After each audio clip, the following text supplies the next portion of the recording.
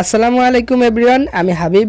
তো আজকে আপনাদেরকে একটা জিনিস দেখাই, সেটা হচ্ছে আমি একটা ছোট্ট করে খামার করছি। মূলত এটা শখ করেই করা আর কি। এখানে আমি বিভিন্ন ধরনের পোষা প্রাণীগুলো পুষে থাকি, যেমন কোয়েল আছে কিছু এবং ব্রয়লার মুরগি, এর পাশাপাশি কিছু পোষা প্রাণীগুলো রয়েছে। মূলত সেইগুলোই আজকে আপনাদেরকে দেখানোর চেষ্টা করবো ইনশাআল্লাহ। প্রথমেই আমার ঘরটার মধ্যে এখানে কিছু পোষা পাখি আছে।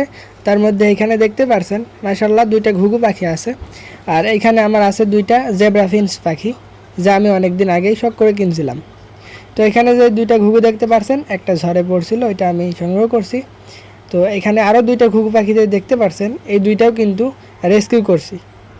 এখানে যে শালিকের বাচ্চাগুলো দেখতে পারছেন, এইগুলো আর কি ঝড়ে পড়ছিল, আর কিছু ছেলেপেলে আছে, ওরা আমার কাছে এনে দিয়েছে। তো এইগুলো আমি আর কি বড় করছি, ইনশাল্লাহ বড় হলে ওদেরকে ছেড়ে দেওয়ার চেষ্টা করব। আর এছাড়াও আমাদের এখানে দুইটা বড় খরগোশ আছে, আর একটা খরগোশের বাচ্চা। মূলত 4টা বাচ্চা হয়েছিল, তার মধ্যে একটা বাচ্চা আছে, আর ওইগুলো মারা গেছে। তো এছাড়া কিন্তু আমাদের এইখানে দুইটা শেড মতো বানাইছি।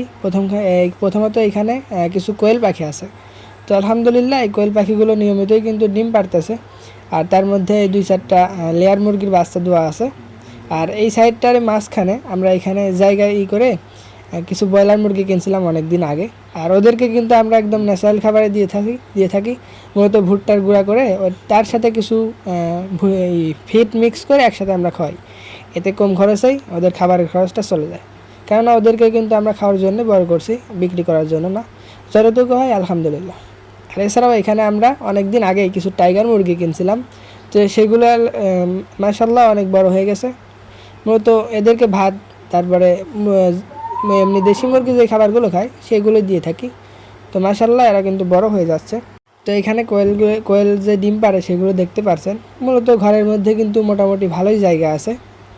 তো এই ছিল আমাদের আজকের ছোট্ট খামারটি। সবাই আমাদের জন্য দোয়া করবেন। আসসালামু আলাইকুম ওয়া রাহমাতুল্লাহ।